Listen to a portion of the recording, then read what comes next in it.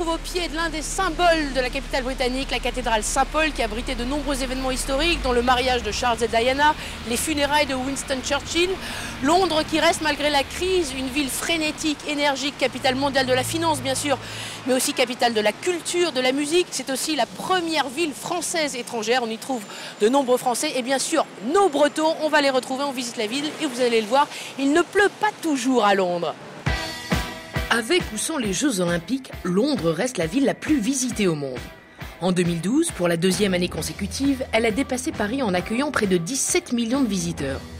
Il faut dire que la capitale britannique vieille de 2000 ans est un paradis pour touristes, d'autant qu'elle se réinvente sans cesse. Dernière construction en date, le Shard, l'éclat, qui a ouvert ses portes en février. Haute de 309 mètres, cette tour qui appartient à un fonds d'investissement qatari est pour l'instant la plus élevée de l'Union européenne. Un épi qui tranche avec les formes arrondies de l'hôtel de ville, surnommé d'ailleurs l'œuf, inauguré en 2002. Ou encore de l'immeuble de Swiss Re, le Cornichon, ouvert en 2004. Et bien sûr du London Eye, la plus grande roue d'Europe, vue imprenable garantie. À commencer par Big Ben, à ses pieds. Pour être plus juste, il s'agit en fait du nom de la cloche suspendue à l'intérieur. La tour elle-même s'appelle désormais la Tour Élisabeth, depuis le jubilé de diamant de la reine en 2012, marquant ses 60 ans de règne. Quant au bâtiment extérieur, il loge le Parlement. C'est le palais de Westminster. Il jouxte l'abbaye du même nom. Tous les rois, sauf Édouard V et VIII, y ont été couronnés depuis le Normand Guillaume le Conquérant en 1066. Une année qui marqua également le début de la construction de la Tour de Londres, autre incontournable sur la liste des visites obligatoires. Après les emblèmes de la conquête normande, voici ceux des défaites françaises. Plus de 7 siècles ont passé. Voici Trafalgar Square, du nom de cette victoire si éclatante des Anglais en 1805 qu'elle valut à l'amiral Nelson, mort au combat, une colonne à son nom entourée de 4 lions en bronze qui ne sont autres que les canons fondus des troupes napoléoniennes. Autre prise de guerre, la pierre de Rosette, récupérée des Français après la campagne d'Égypte. Elle est exposée ici depuis 1802 au British Museum où elle constitue l'attraction principale. Des musées, il y en a beaucoup à Londres, pour tous les goûts et pour tous les temps. De la Tate moderne avec ses expositions contemporaines au musée d'histoire naturelle et ses squelettes de dinosaures, en passant par le Victoria and Albert Museum dédié aux arts décoratifs. Juste à côté se trouve le Royal Albert Hall, la salle de concert la plus emblématique du pays, où ont lieu tous les ans les proms. Et comme vous êtes dans le quartier de Kensington, rendez-vous sur les traces de la princesse Diana. Voici son palais, le palais de Kensington, habité aujourd'hui par Kate et William. Et voici, beaucoup moins luxueux, son café préféré. Tenu par un Libanais, la princesse y avait ses habitudes après son jogging à Hyde Park. Hyde Park, le poumon vert de la ville. Le plus grand des 8 parcs royaux, à quelques encablures du palais de Buckingham. L'endroit idéal pour flâner à pied ou à vélo. Et pourquoi pas sur un Boris Bike, comme on les appelle ici, du nom de l'excentrique maire de Londres, Boris Johnson, qui les a inaugurés en 2010.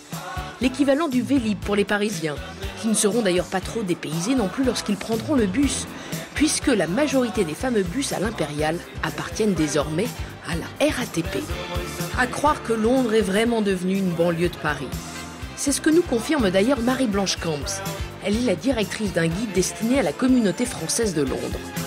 Londres est toujours un pôle d'attractivité pour les Français, malgré la crise. Effectivement, il y a moins d'emplois dans les banques, il y a eu quelques départs, mais Londres attire toujours les jeunes Français. C'est vrai qu'on dit que c'est à peu près l'équivalent de la population de la 6e ville de France. Il y a une estimation de 400 000 Français qui vivent au Royaume-Uni. La majorité vit à Londres. Si vous vous promenez à South Kensington, dans Bute Street ou dans un quartier qui n'est pas très loin, Fulham, vous allez rencontrer, beaucoup de Français. Vous allez entendre parler français dans la rue. Et c'est le cas également ici à Notting Hill, un autre quartier investi par les Français après le succès du film éponyme. La rue la plus célèbre est celle de Portobello, connue pour ses façades colorées et son carnaval des Caraïbes. Un bon endroit pour chiner.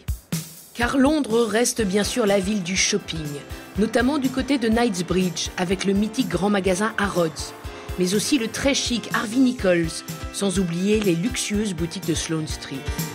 Ou encore du côté d'Oxford et de Regent Street, réputés pour leurs enseignes célèbres et centenaires. Liberty, Selfridges, mais aussi Hamleys, l'un des plus grands magasins de jouets au monde, lui aussi propriété française aujourd'hui. Et pour s'extraire des deux grandes artères, passez donc dans Carnaby Street, une rue piétonne pleine de commerces qui plonge directement dans Soho. Après le shopping, autant rester dans le quartier pour la soirée. Direction l'élégant mais très touristique Covent Garden, les anciennes halles pour commencer. Vous pourrez y voir des artistes de rue, des chanteurs. Mais pour profiter d'un spectacle en salle, mieux vaut s'enfoncer un peu plus dans Soho, au-delà de Piccadilly Circus et de Leicester Square, tout juste restauré. La patrie de Shakespeare et des Beatles est un paradis pour les amateurs de scène. Comédie musicale, pièces de théâtre, concerts, cinéma, mais aussi pubs, casinos et discothèques. Il y a de tout ici pour satisfaire vos envies nocturnes. Et si la nuit ne vous porte pas conseil, il est toujours possible de se recueillir ici, encore une adresse française, avant de replonger dans la frénésie. Ou bien de faire une halte gustative dans l'un des nombreux restaurants chinois de Chinatown. On quitte le West End pour l'Est de Londres, à vrai dire beaucoup plus tendance aujourd'hui. Voici le quartier de Spitalfields. Avec son marché réhabilité et branché et son ancienne brasserie Truman reconvertie en centre d'art et de design, il est l'un des préférés des Londoniens. Et il y en a des excentriques ici. De toute façon, le quartier est lié à la mode depuis ses origines. Ces rues aux façades géorgiennes abritaient il y a 3 siècles des tisseurs et des négociants en soie français. En fait, des huguenots, fuyant les persécutions. Aujourd'hui, la communauté bangladaise a remplacé les protestants français, en particulier dans la rue principale, Brick Lane. On y retrouve Karen Eastland. Cette londonienne pur jus habite les lieux. On est dans le quartier de Brick Lane. Brick Lane est juste à côté de nous. Très connu pour un grand ensemble de restaurants bangladeshi, indiens. Mais de plus en plus, on vient ici plutôt pour la mode. C'est un quartier qui bouge. Il y a celle qui vient pour le vintage, qui va très à la mode maintenant. Et surtout, l'Est de Londres a attiré depuis environ 15 ans maintenant beaucoup d'artistes, des artistes qui trouvaient des bâtiments qui étaient un peu tristes, qui coûtaient pas cher. Et donc, ils ont installé le studio là. Et la chose qui attire beaucoup de monde maintenant, c'est le street art. Et de fait, ici, on compte beaucoup de fresques sur les murs. Et d'artistes sur pied. Voici Gilbert et Georges, les vrais, en chair et en os, rentrant chez eux. Les amateurs d'art contemporain reconnaîtront ce couple d'artistes connus pour ses mises en scène et ses photomontages aux couleurs vives. Des couleurs flashy, il y en a plein ici à Camden, dans le nord de Londres. Un autre quartier renommé pour ses marchés, mais beaucoup plus touristique. À défaut de street art, le marketing art domine ici. Côté emplette, on trouve de tout et de rien. Surtout des fripes, des articles kitsch et des ustensiles parfois étonnants à l'extérieur. Plutôt de l'artisanat et du vintage à l'intérieur, dans les anciennes écuries, le Stables Market. Enfin, on peut aussi manger de tout ici, grâce à des échoppes qui vendent des plats venus du monde entier, et même de Bretagne. Ces 2 jeunes diplômés en commerce et en communication ont voulu tenter l'aventure londonienne. On a fini nos études en même temps, donc on s'est dit c'est le moment de partir pour améliorer l'anglais. Déjà, donc l'objectif c'était l'anglais parce que voilà, on n'était pas forcément très au point. Et on s'est dit, pourquoi pas Londres? C'est proche de la Bretagne, ça dépayse aussi, donc on est venu. Et l'histoire, c'est qu'à la base, on voulait partir donc voilà, pour l'anglais, mais ne pas travailler dans les pubs comme font tout le monde, tous les jeunes qui arrivent à Londres. Et on s'est dit, pourquoi pas, tiens, vendre des crêpes et des galettes, on est bretons. On a été en repérage à la base. On s'est dit, on va pas partir tête baissée. On est venu un week-end, on a recruté des managers.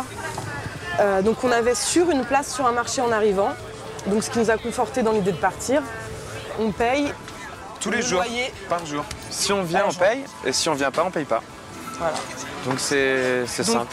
Le prix, en fait, c'est finalement du lundi au vendredi, on paye 20 pounds par jour, si on vient, et le week-end, c'est 150 pounds pour 2 jours. En fait, c'est un forfait. Mais bon, ça peut paraître beaucoup, mais c'est vrai que le week-end, c'est vraiment busy. Il y a vraiment énormément de monde, donc l'investissement est vraiment intéressant finalement. C'est pas grand-chose vu ce que ça peut nous rapporter. Ouais. C'est vrai que ce serait sympa de garder ce pied-à-terre-là. Ouais, de garder et d'embaucher des Bretons. Donc s'il y a des Bretons qui sont intéressés. Hein. On lance un appel. Ouais. Then I remember all the nice things that you've ever said to me. Maybe I'm just overreacting. Maybe you're the one for me. There's just one thing that's getting in the way. When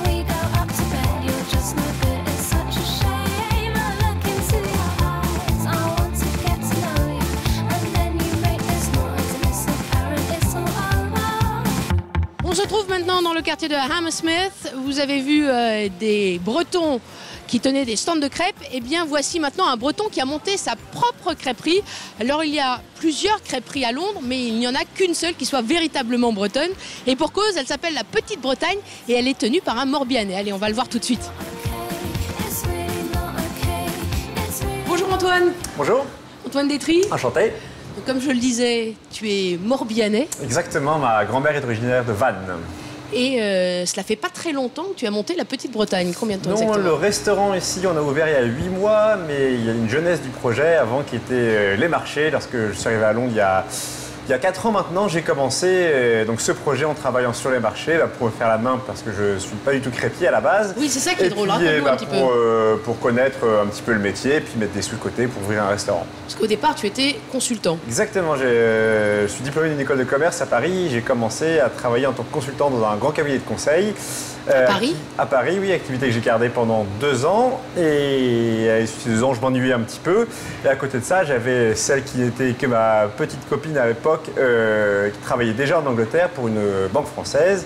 Et donc j'ai décidé de démissionner de mon travail et de venir la rejoindre en Angleterre. Et donc, tu t'es lancé dans la crêpe, mais comment pourquoi